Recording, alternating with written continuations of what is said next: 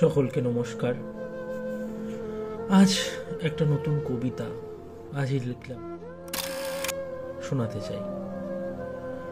এই কবিতাটা আত্মহত্যা নিয়ে। হ্যাঁ, ডিসক্লেমার দিয়ে রাখতে হবে, আত্মহত্যা বিষয়ক কিছু কথা বললি আমি কোনো মতেই এই কবিতার মাধ্যম দিয়ে কাউকে আত্মহত্যা প্ররোচিত করতে চাই না। সুস্থভাবে সকলে জীবনযাপন করুন, এটাই চাই। কিন্তু তাও আমরা এমন কিছু মানুষ আমরা চোখের সামনে দেখি, হয়তো সকালেই তার সঙ্গে কথা হলো, কি বাবু কেমন আছো, বললাম ভালো আছি, আপনি কেমন আছেন। সন্ধ্যেবেলায় হঠাৎই খবর পেলাম তিনি আর নেই, কোনো এক কারণে আত্মহত্যা করেছেন। আমাদের মনে প্রথম সহানুভূতির দেখায় যে প্রশ্নটা আসে, কেন করলো, কি হয়েছে, ঘটনার পিছনে কী ছিল, তাহলে কি লোকটা এই করতো, এই হলো, পরকীয়া করতো, কিছু হয়েছিল, বাবা অনেক টাকা লাগিয়ে ডুবে গেল। এই ধরনের চিন্তা ভাবনাগুলো আমাদের মাথায় চলে আসে। যে কোনো মৃত্যুই দুঃখজনক, একজন মানুষ আত্মহত্যা করেছেন, তিনি আর ফিরে আসবেন না।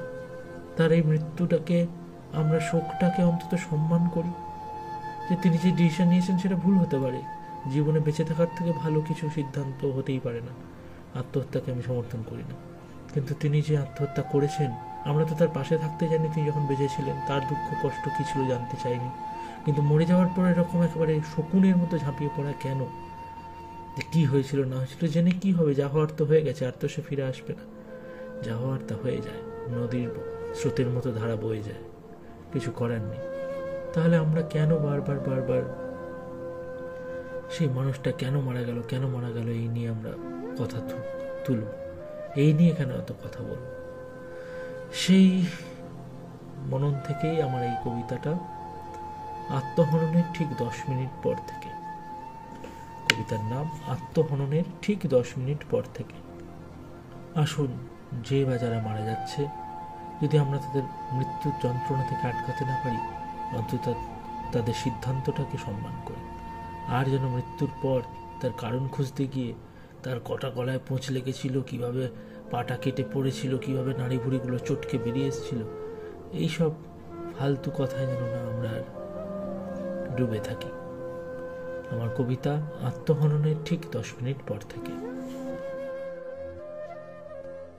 সমস্ত অবহেলার ক্ষত চাদর দরগায় বিছিয়ে লোকটা মরেছে, এবার ওকে একটু শান্তিতে ঘুমোতে দিন। রেলেকাটা, গলায় দড়ি, বিষথলি, আত্মহত্যা মহাপাপ, জ্ঞান ভৈরবীতে লাগাম টানুন।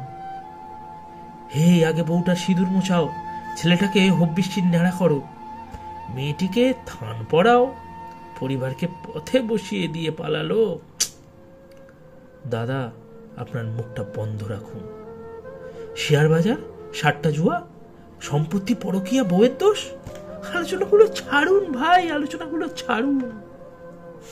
সহানুভূতি, এই সহানুভূতি শব্দটাকে যখন জীবনের মূল্যবোধ থেকে বজ্রকঠিন নিকাশি নালার গুপ্তপথে ভাসিয়েই দিয়েছেন,